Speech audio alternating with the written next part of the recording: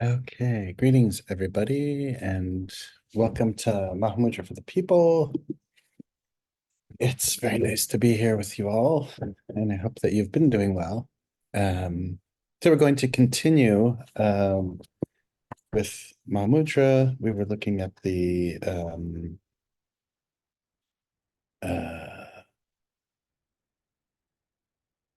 the different ways of stabilizing the mind. And we will move into the practice of Lakhtang that we find in Opening the Door to Certainty, Bokor Rinpoche's Mahamudra text, which is a distillation of the Neden Gatso, the ninth Karmapa's Ocean of Certainty.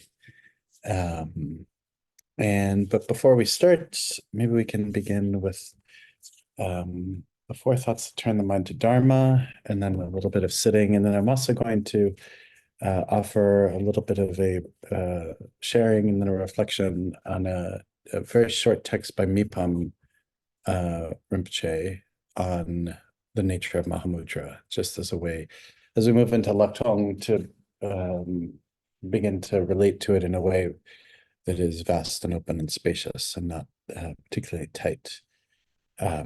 So I'll take a moment to begin with a reflection on the preciousness of this human birth, this opportunity, this particular experience as a human right now.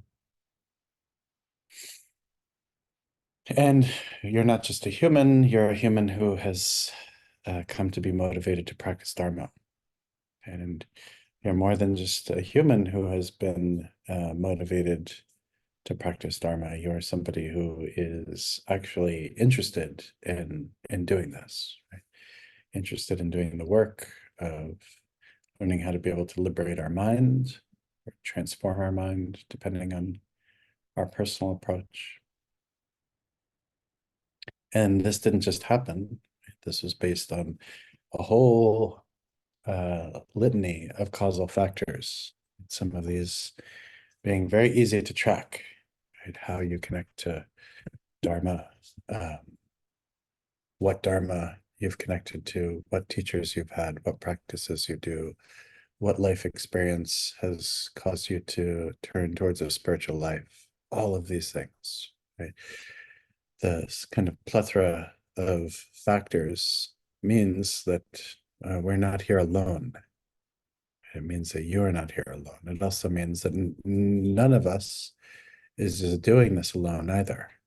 There's a massive communal response, right, which is helping us to be able to connect to Dharma. So this means there are a lot of people who have a lot of interest in everything working out okay.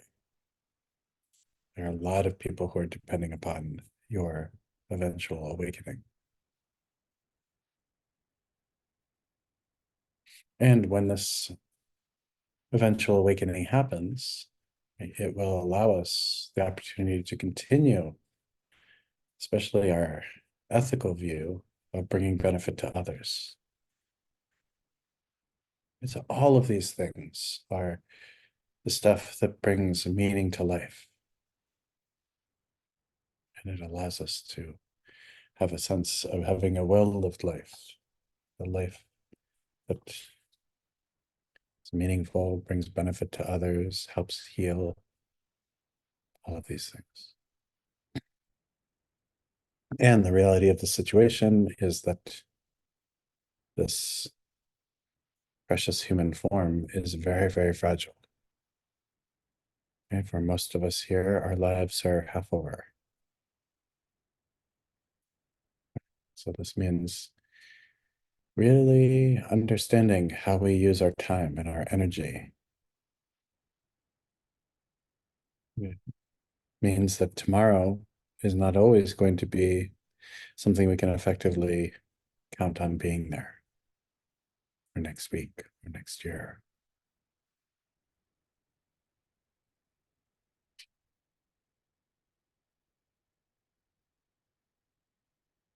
So many assumptions. And all we need to do is feel into all of the assumptions about being here in 1 year, 2 years, 3 years, 5 years, 10 years, 15 years, 20 years. Right. And so because everything that is gathered never stays gathered forever, it is eventually dispersed. And since all phenomena are impermanent, including ourselves, this precious moment is one of limited nature in terms of time. We don't have a lot of time. So remember this. And just as much as we don't have a lot of time, and this moment is very precious, we are not in control of everything either. And so this display of phenomena, the constant shifting of appearance, and the shifting of experience, things going one way for one person one day and then the next in a different direction. Right? All of this is caused by specific causal conditions, which we call karma. And the tonality and the eventuality of whatever arises just comes. And it comes based on all of the causal factors being able to be present. And there's a situational nature. That's right. We need to wait until all of these things come to come together for event X or Y to happen. And we are enculturated to believe that we can do whatever we need to do. We can do whatever we want. We are in charge. We're in control. And that is not the case. It never has been the case. Maybe in a number of situations, we might have gotten very lucky, aiming everything in one particular direction and manifesting in that particular direction. But most of our lives has given us examples of all the different ways that despite our best efforts, things don't line up the way they work out the way we plan.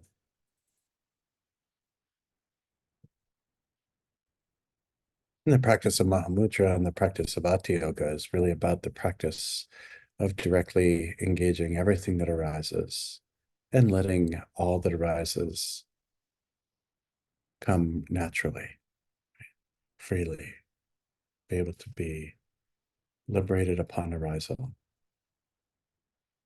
Wrong shar or wrong droll. Naturally arising, naturally liberated. Coming, going, coming.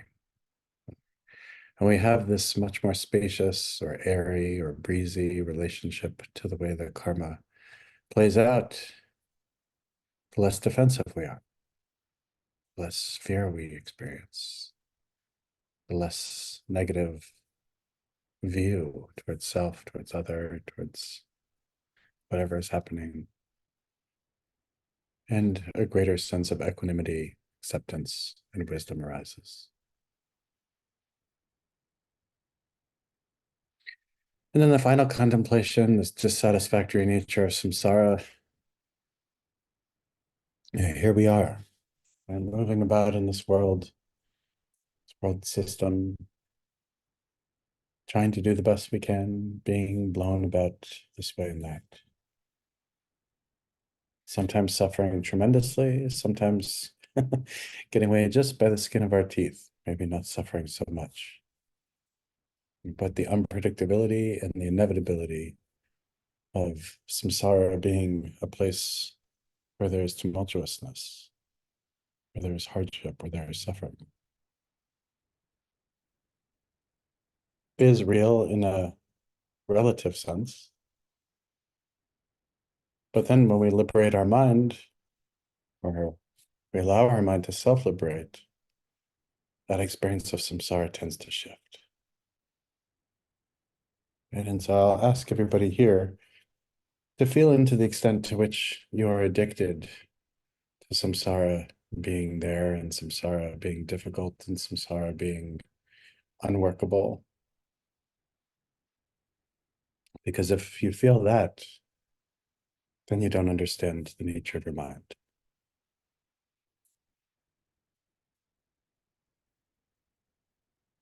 And we'll get into this a little bit.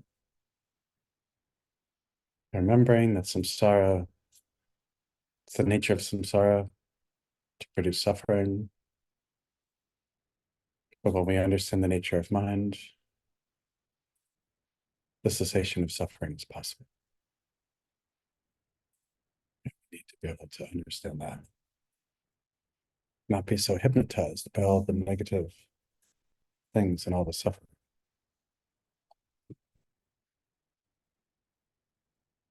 Maybe from here we'll pause and move into the prayer. I'm sorry, into the, I don't even know what class I'm teaching, into meditation. And so we'll practice as we have been, letting yourself settle. So let your body relax into the 7-point posture of Vajrayana. Have your hands on your knees or meditation mudra, back straight. Your chest, shoulders open.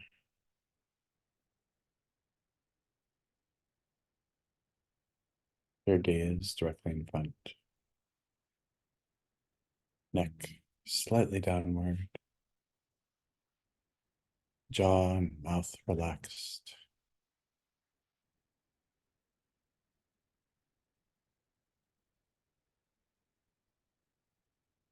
And bringing your awareness to either your breath as it is occurring, noticing every inhalation and exhalation,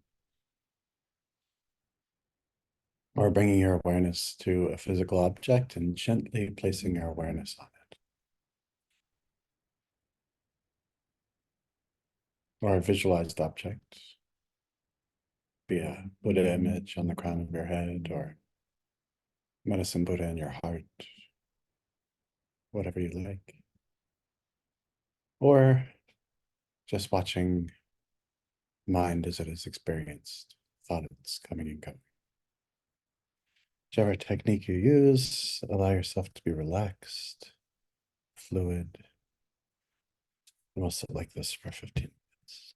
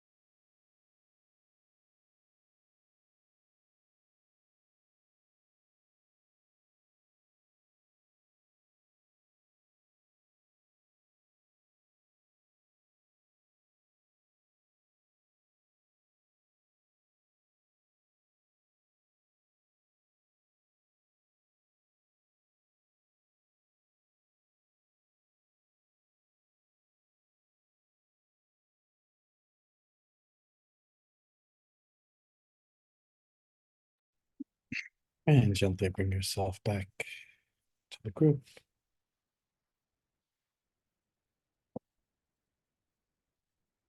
Okay. So,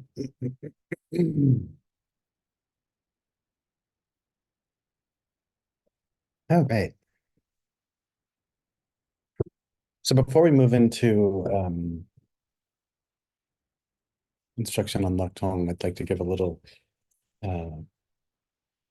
share an instruction on Mahamudra from Jum Mipam Rinpoche. And I want to do this as a way just to be able to kind of set the stage a little bit for people, and for people, for folks to kind of get a better sense of what it is that we're looking for when we do Laktong. So this is called Pith Instructions on Mahamudra, Stillness, Movement, and Awareness. And you can find this in this great book called Straight from the Heart, Buddhist Pith, Buddhist Pith Instructions. Reveal my background so you can see this better. Okay. This is a great picture of Saraha on the cover by Carl Brunholz.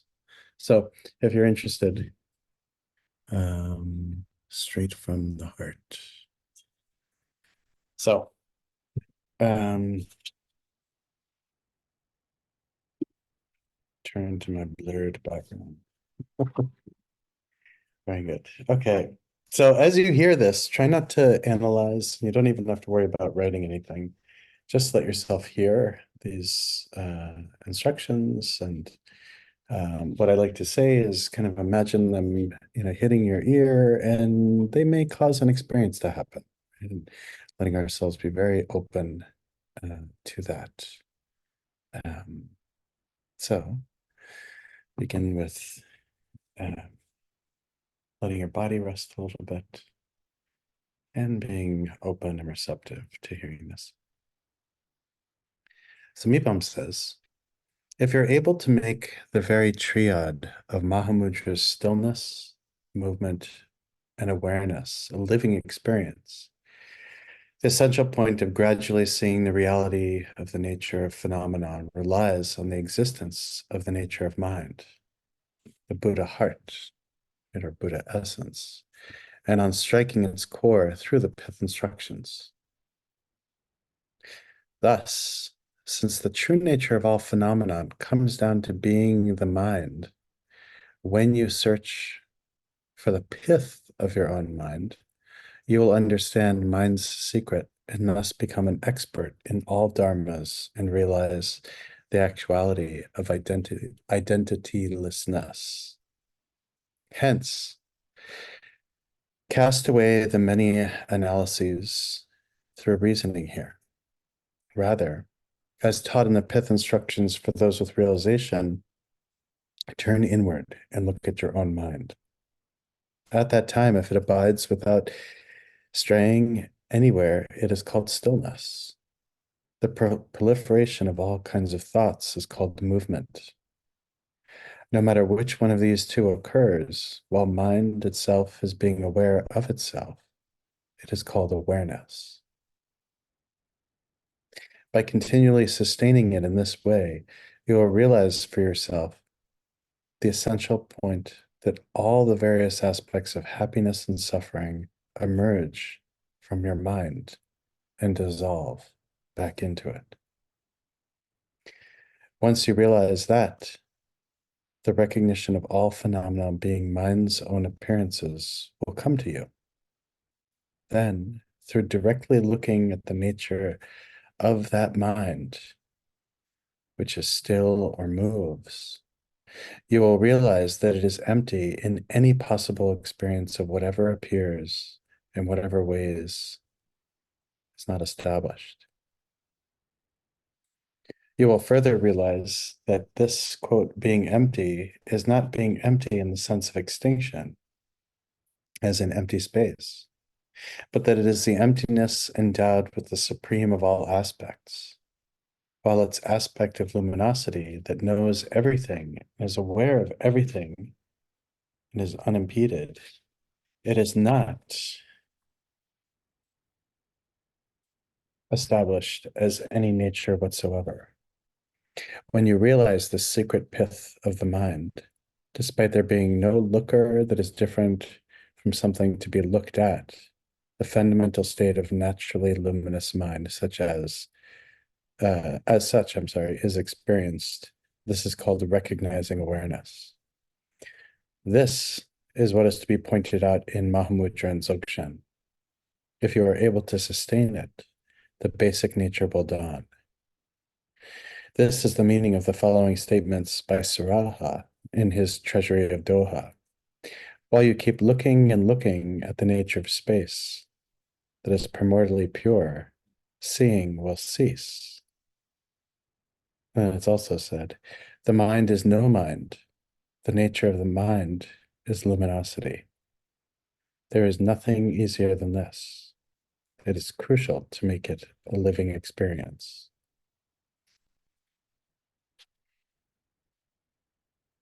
So letting yourself just settle into this.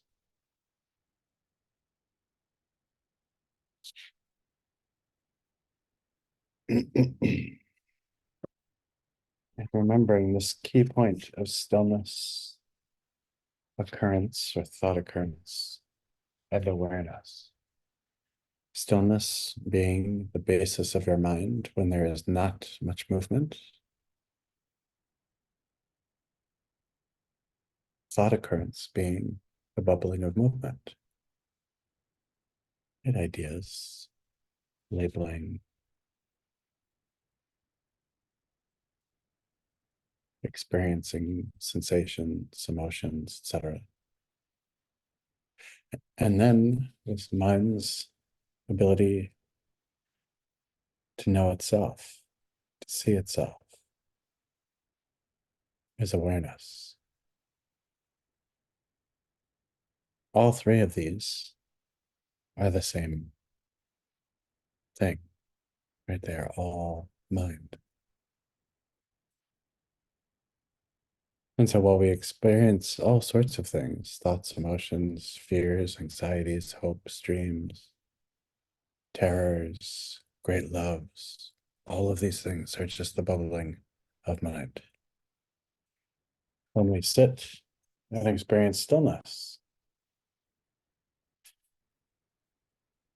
this is the same stuff.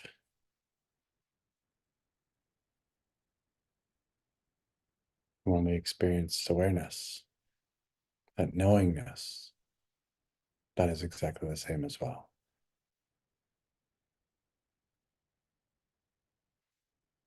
And I think it's important to introduce this here because shamatha sometimes becomes this an enabler of the addiction to stillness, right? Causing us to prefer stillness. Why do I prefer stillness? Stillness means my meditation is working. There's thought, that's no good. Too much thought, I'm no good.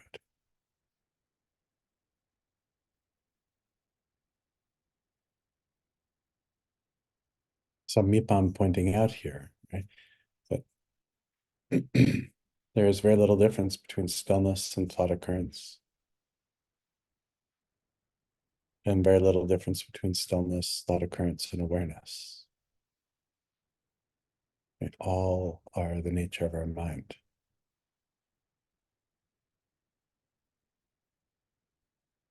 So as we settle into this experience of quiescence through our harmony, our harmonization through shamatha, all we're doing is stably resting into whatever it is that's happening right now. Could be stillness, could be thought occurrence, could be awareness.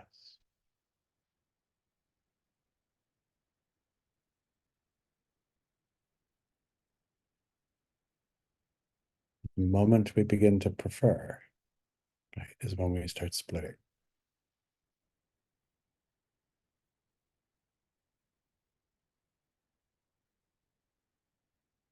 Maybe there's one other instruction I'll share just because it happened to come with the other one.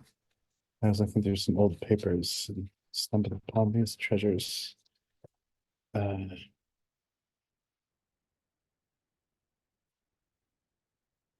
So yes, this one was by this great teacher named Kunken Tashi Ozer, who was a student of Patrul Rinpoche and Jamgon Khandro Lodro Tai and Jamgon Khyentse Wangpo.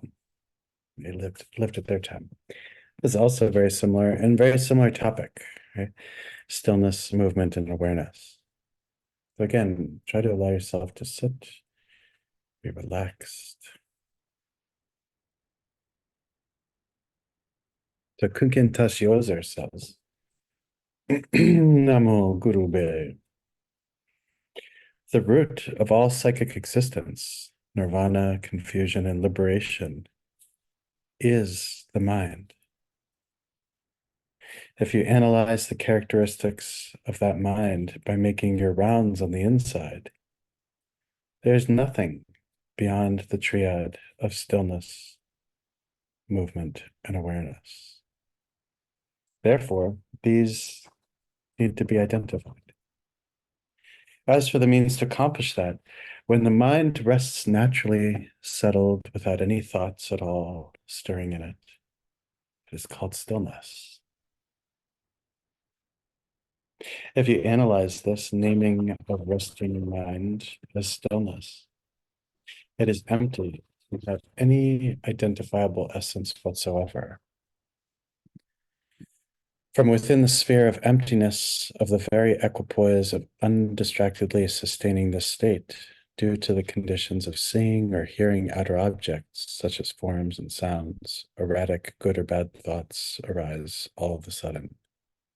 This is called movement. Not recognizing their own face, but letting them run wild. One thought leads to many kinds of other thoughts. If you fall into letting this continue, you'll wander around in confusion. Through directly looking at the face of whatever thought that comes up at the very start of a potential train of thought, without being able to stand its own ground, just like a rainbow fading away in space, this thought vanishes into emptiness. Since you arrive at such within the previous experience of stillness, if you become familiar with it, the stream of confusion is severed through thoughts coming to rest in their own and vanishing on their own. Hence, if you know how to sustain this, even if you regard movement as a flaw and try to stop it, you need neither stop it nor apply any other remedy for the movement of thoughts. Rather, by sustaining the state of realizing their own essence, you realize the essential point that all the various appearances of happiness and suffering emerge from the mind and dissolve back into the mind. Through this, you realize the essential point that all of psychic existence in nirvana is produced by the mind. The mind resting naturally settled without being affected by thoughts about the three times. By looking undistractedly at the own face of the arisen experience of the essence of uncontrived emptiness luminosity, and thus familiarizing with it. Through mind, though mind is still, it does not fall into ordinary dullness and sluggishness. Through the essential point of not being carried away by the distractions of confusion and confused thoughts, even when mind moves, you see the actuality that both stillness and moving are emptiness, in which there are no distractions or distinctions as them to being something good or bad or to be stopped or accomplished. Seeing this is awareness. If you seize your own ground by sustaining the state of ordinary mind, just as it actually is throughout meditative equipoise and subsequent attainment, the experience of one-pointed meditation has arisen. Initially, in order to easily recognize the nature of the mind, it is given the three names: stillness, movement, and awareness. However, ultimately, there is nothing to be realized other than this single mind. Therefore, if you count the six syllables, Mani Padme Hum, of the consummate speech of the Supreme Noble Being, the Great Compassionate One, within the state of not losing the innate ground of stillness and movement, not being two, that is, naked emptiness luminosity just as it is, you meet the Avalokiteshvara of the definitive meaning. This is what the Lord of Dharma, Patra Rinpoche, has said. As the aids to this practice, renunciation towards psychic existence, adopting and rejecting cause and result, being urged on by impermanence, taking refuge, generating the mind of enlightenment, hundreds of thousands of the 100-syllable mantra, Vajrasattva, mandalas, prostrations, and especially compassion and the devotion to the Guru are crucial. And then it stopped. So again, this curiosity or reflection on this inseparability of stillness, thought occurrence, and awareness. Okay, this is important. It's so easy to chase one in favor of the other, only realizing all we're doing is chasing ourselves. So I wanted to share this because I found when I had first learned Laktong, it was a special kind of Vipassana. It was easy at first to get too analytical, and I found it very strange until I kind of understood over time what the cultivation of awareness really means, right? The difference between, we could say, like discursive labeling and discursive analysis, always looking for another thing. Right? That is an element of Vipassana, right? But this, Mahamudra style of Vipassana is really about mind beginning to understand itself. And so we're not necessarily, in like we find in other forms of Vipassana, often externally labeling what we're seeing, hearing, thinking, blah, blah, blah, all that stuff. But with this, we're settling into awareness of and not really creating a lot of work. It's kind of like a stillness to this a finality. So we'll move into this passage on superior vision or Laktong. So Bokrom-che says, observing the mode of being, the essence of the mind. The way to observe the essential nature of the mind is to leave the mind in natural ease, in non-doing, relaxed in relaxation. We look again and again, examining and analyzing it. What is its essence, its color, its shape, its form, its size, and so on? If we ask what the essence of the stable mind is, it must be clarity, presence, and bareness. When we look for stability and do not find it, then we should let the production of thoughts arise and examine those. Right? So we begin by letting ourselves settle. And I do like this slightly different translation. Letting ourselves leave the mind in natural ease, non-doing, relaxed in relaxation.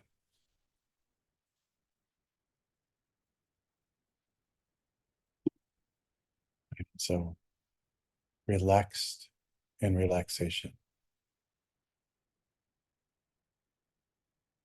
non-doing.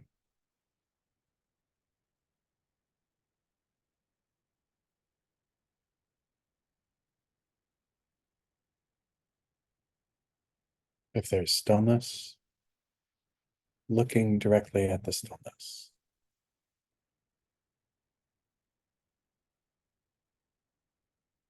If there's thought activity, look directly at the thought activity.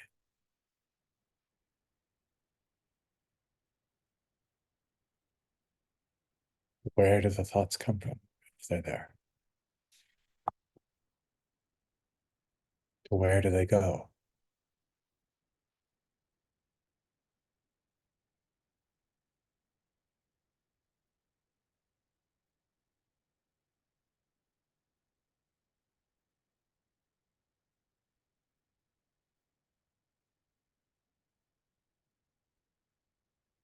If awareness is arising, settle into this natural,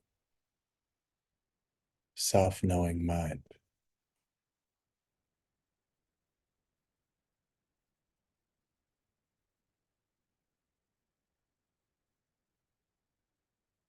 Where is this natural, self-knowing mind located?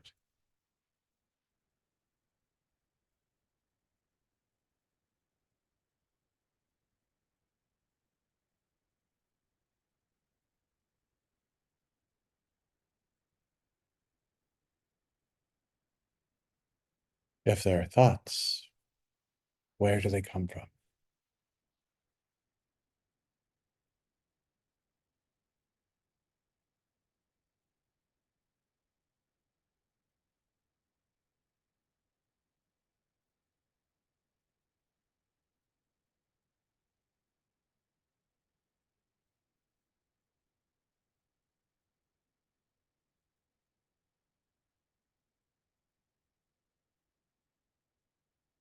All the while maintaining this essence of relaxed relaxation. If you find yourself tight, analyzing, looking, let yourself relax.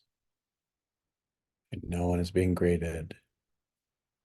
It's not a test. We're learning how to be able to sit in open awareness, non-doing, letting mind become aware of itself.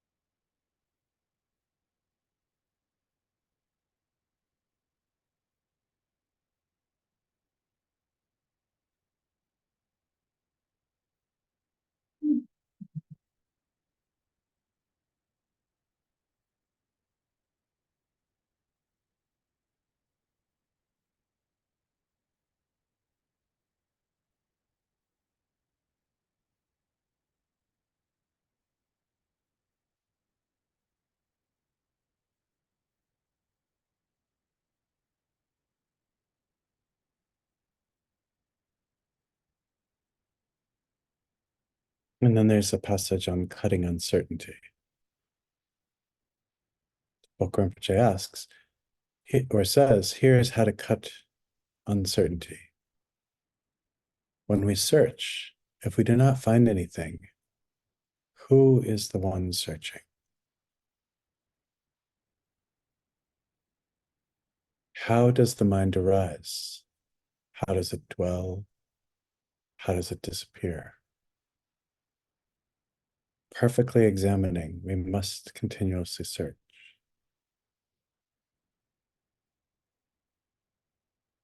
Right? So why this is important, right, is the thoroughness with which we have been able to see that nothing exists based on our practice of this, the more that we actually come to the realization of this bliss emptiness, this clarity emptiness, this luminosity emptiness of the nature of mind. Anything short of definitively experiencing it for ourselves is just intellectual knowledge, right? Kind of cheap, unearned. Could even say maybe stolen. Stolen from the pages of books written by other people. Stolen by people who are impatient or don't trust themselves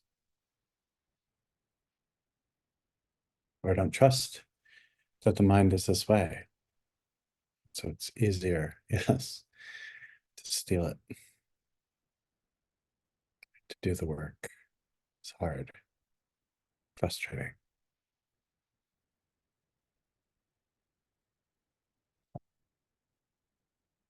And so, who is the one searching? Right? That person, that thing that needs to be in control. How does the mind arise, dwell, and disappear?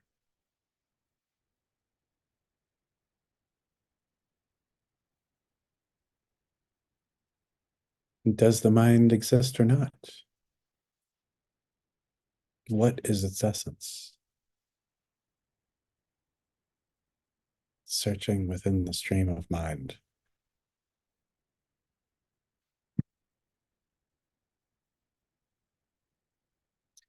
Can we eliminate doubts about its color, its shape, and so on, its origin, location, and disappearance? The searcher searches all the way up to the end, which includes not finding the one who searches. Realizing through searching that the mind lacks inherent nature, the mind remains perfectly stable in a profound meaning in order to also arrive at a conclusion about the essential nature of all phenomena.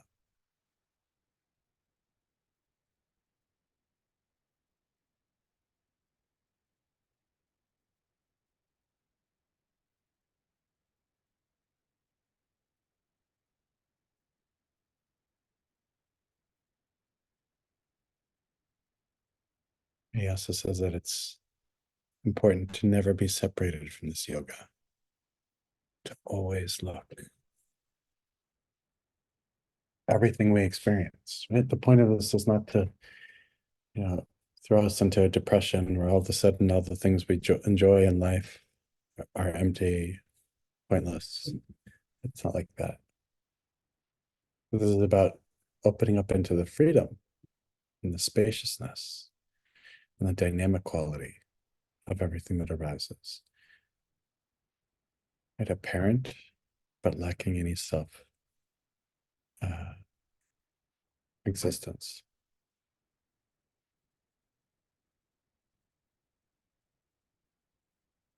So let's take a moment and for 12 minutes, engage this. Taking a moment to set the timer here.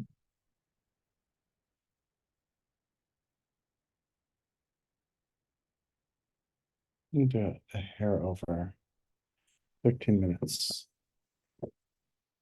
So allow your body to rest and settling into this ease.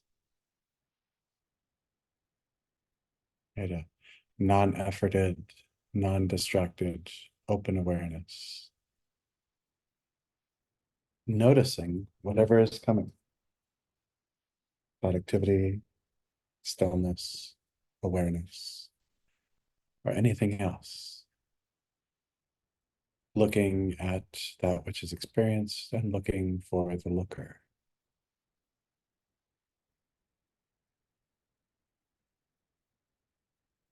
Trying to fully understand the nature of mind itself. And I'll set it like this for a little bit.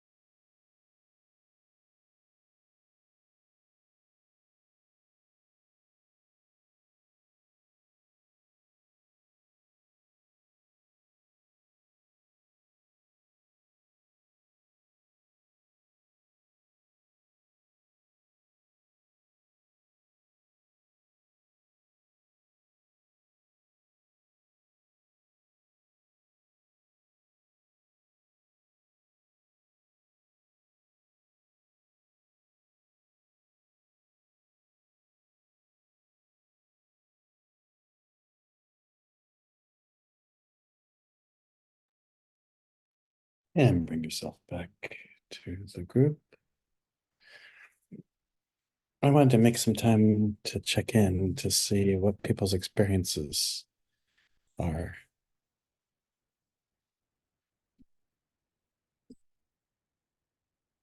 How's everybody doing?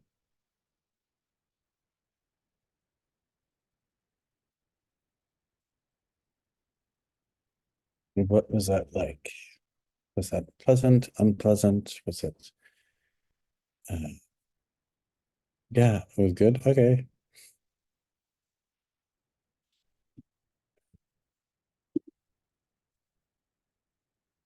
Any Um, thoughts?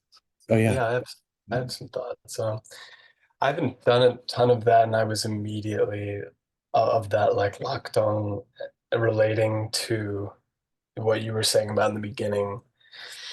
It just like it was lending itself to like super thought trains in a way that I was kind of like, it's almost like the entertainment quality or something. You're like, I am enjoying these thoughts, or like I am like stimulated or something, but I can feel that it's in a kind of like overheated intellect motor, like zoom. And that's like I can see the power of sort of even just setting aside, but I could also feel that I could hear your voice being like, and if you find that it's getting a little too like strained analysis, like go back to the breath or just soften everything out a bit and like let everything chill out, like let the winds kind of like settle again and then be like, okay, where are the thoughts coming from? Where are they dwelling? Where are they going to? Or like, where is my little thinker watcher? Is it behind my face? Is it like doing these different little like exercises? But yeah, they would quickly kind of like rev up into that kind of like a little too hot thinking mind. Mhm, mhm. Yeah, yeah, yeah. Excellent, excellent. Yeah, Nancy, what are you feeling?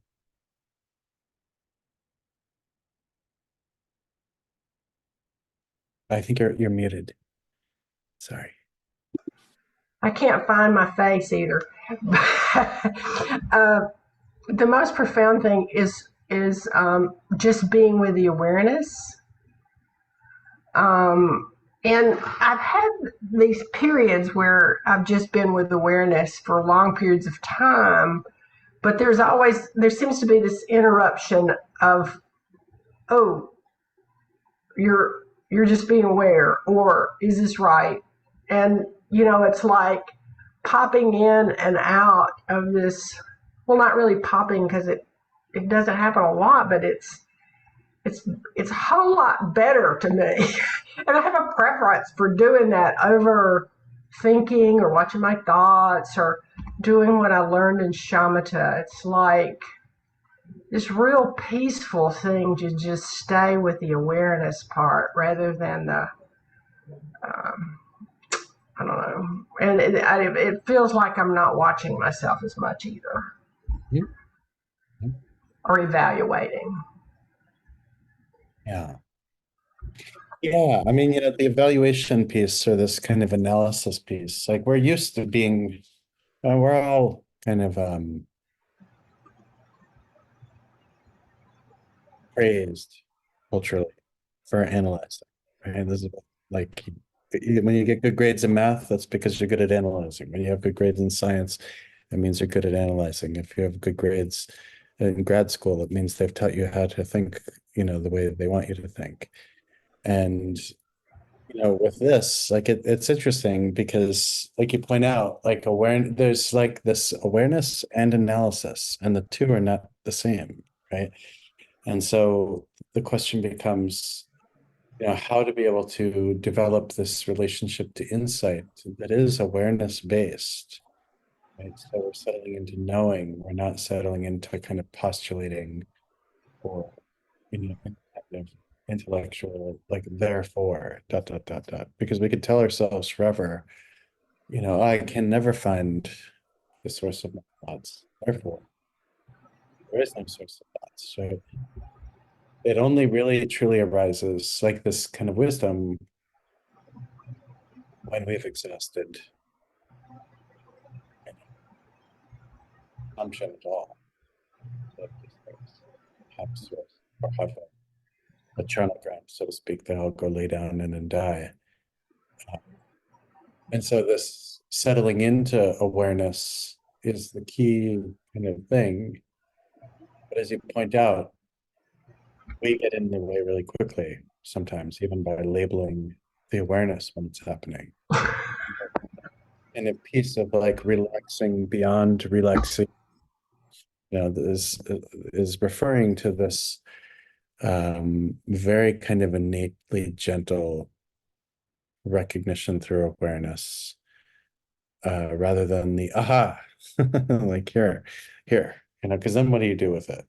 Like, so letting yourself experience it, right? Becoming aware of it, and then not adjusting any tightness or looseness, just letting the next thing happen, whatever that is.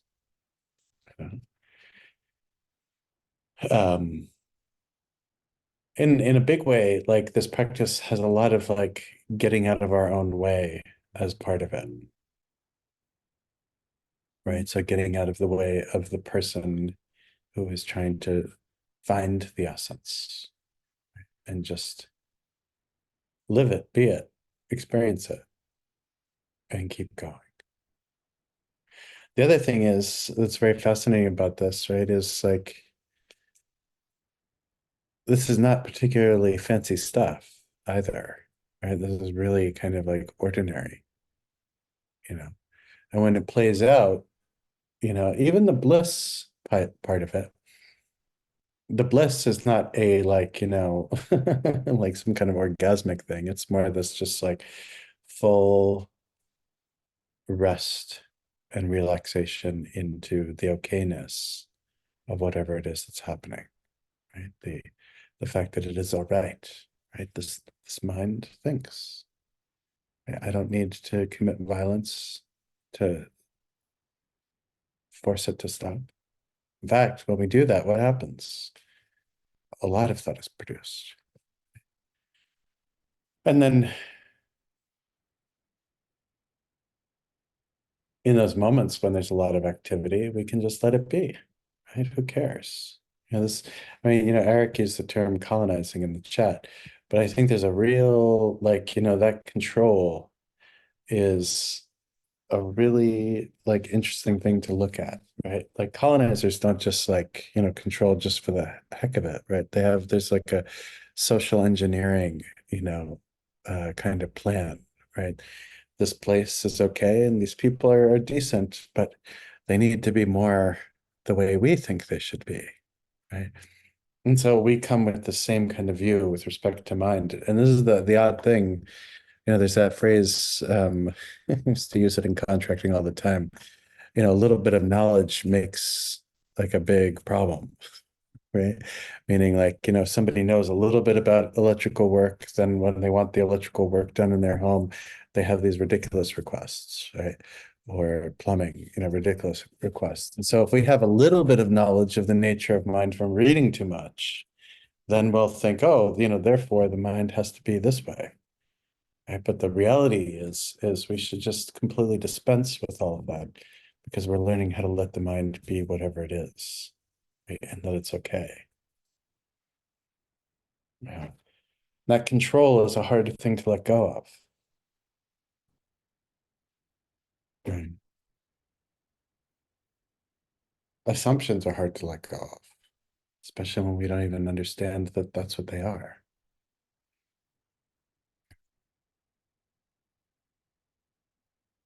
Like, who really cares?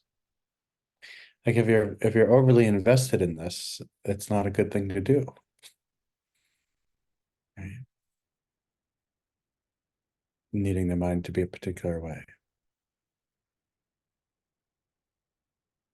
Right? Being afraid of its emptiness is another thing, right? So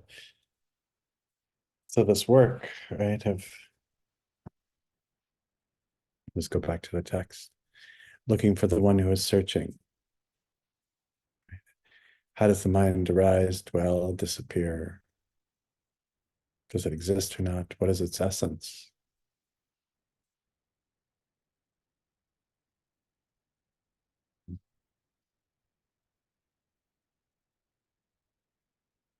there's this one line, right? So there are these 11 recollections, right? And so these are, the first is thorough search and analysis. The second is separate analysis. The third is detailed analysis. The fourth is mental calming, which is shine. The fifth is superior vision, lakton. The sixth is combining both, right? So this is kind of the essence of what Mahamudra is, right? Bringing together shine or shamatha and lakton, right? So bringing together this experience of quiescence, this kind of just, naturally being, like a bird or be like a clam. And then, right, the superior insight, this self-aware, right? The mind knowing itself kind of quality. Relaxed, at ease, self-aware, right? Or at least you'd say relaxed, at ease, and aware of everything that happens. Right? This is Mahamudra. And then when we, become more exercised in this, the first thing that arises is clarity, right? And then comes non-thought. Non-thought meaning we're able to naturally remain in this essence of the one who is searching, examining, and analyzing, right? We remain in this constant, reflective awareness. And then non-interruption, right? Never being separated from this. And then non-distraction. There's nothing to be distracted by because other than mind. Every single thing that we experience. I'm sorry, was Anne's hand raised? Is your hand raised, Anne? Did you want to ask something? You're muted. It was raised some time ago, but it just what came to me was a chant. It was an old a chant from Taizé, which is a community in France, Christian community in France, set up after the war for built by German and French for reconciliation, and the instance where stay and watch was what Jesus asked his disciples to do, stay and watch, and they slept. It just came back to me that stay and watch and they slept, and he came back again, stay and watch and they slept.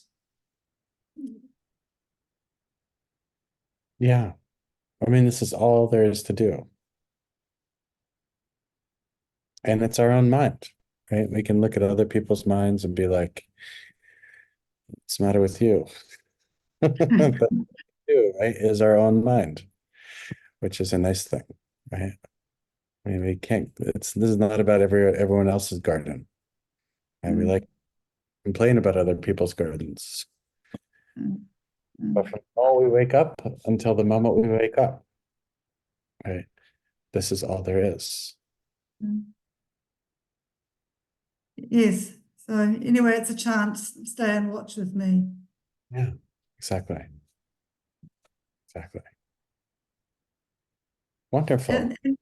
And there's a deep compassion to it as well, and there's a deep agony that they can't do it. Can't stay and watch. Yeah. Yeah. Yeah. Yeah. And I mean, I suppose that there probably is a little bit here too, when we begin to kind of understand all the things that we are reacting to and with every single emotion, and we begin to see how much oftentimes misplaced energy is constantly thrown about.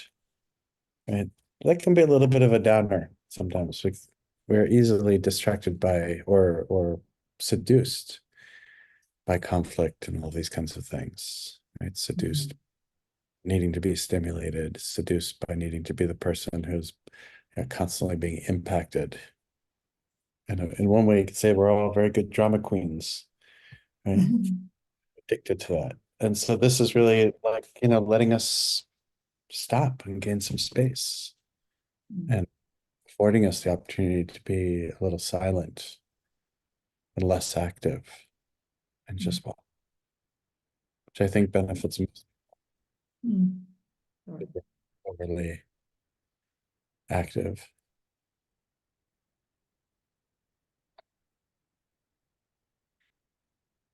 Yeah. Well, maybe we can pause here and over the course of the next week, you know, practice this a bit, right? Start looking at the nature of your mind and looking at the experience of stillness when stillness arises, movement when movement arises, and awareness when awareness arises. And we'll pick this up next week. So, oh, and Just one thing. Is it when you what you read today, is it possible for us to have a sound file of that so we can just play it? sure, yeah. This is being That would be recorded. so good. Yeah, and I will, yeah, I'll record this maybe later tonight or tomorrow morning, and then we can upload that too. Where do you find all the I don't know how to find all these sessions from Mahamudra. I can find the ones from the other course, but how do I find these? Where do I find these? Those are also on the Bhumisparsha YouTube page. So the same place the other ones were. So I go to Bhumisparsha site and look and just look and put in search YouTube. Right here. There's Eric put the link right up here. youtube.com/@Bhumisparsha. Oh, youtube.com. Oh, thank you. I'm so youtube.com. I am yeah, /at Bhumisparsha. Okay, thank you. Yeah, my pleasure. All right. Well, maybe we can pause right here, dedicating the merit to all beings. May all beings be able to recognize their mind as vast, open, luminous, spacious awareness. And in recognizing this, may all of the intensity of people's minds become naturally quelled so that they can show up for others and help all beings recognize this state. So take very good care of yourselves, everyone. Be well, and I will see you next week. Bye-bye.